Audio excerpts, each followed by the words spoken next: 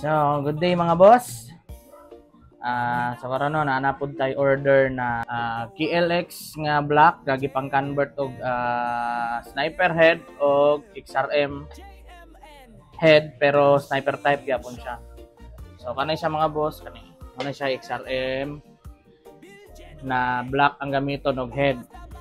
So gibuild upan gyapon ni siya, nanapod ni siya ready for oil jet na pud ni siya. So ang kauban na niya mga boss, kani mo yung kauban no, crankshaft nato nga ginabuhat.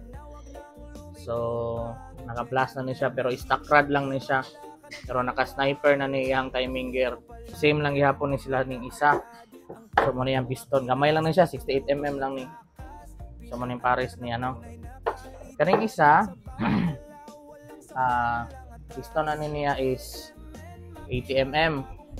So KLX gyapon ni mga boss no. Kani siya bossing gibuhatan nato ni siya og CNSoy na naka 80mm na ni siya. 80mm. Sniper type gyapon ni siya na CNSoy pero wala na siya kuan, wala na siya water passage, bali oil bali kuan na ni siya, air cooled lang ni siya. And then, ang iyang head. Ano iyang head? So, kuha lang nila, mga ataka lang na brand. So, bullet lang nato ni Dere. 25-28. And then, kaniyang crankshaft mga bossing. So, dako naman siya load. 80mm naman. So, ang gibuhat nato kay mahal man ang forge, no? So, HD3 lang ni. So, gisubok na po ni namo sa mga dagkong load. HD3 ni siya nga 2-stroke rod. So, gibusingan lang ni siya og conrad gihapon, connecting rod gihapon atong gigamit dere para ligon siya ang busing dili bronze. And then, na siya prepare na siya pang third bearing. So, ginatawag naman siya third bearing pero sa flywheel bearing ni siya. Nanay bearing ang flywheel niya. Naka-convert na po ni siya nut type na, dili na siya bolt type.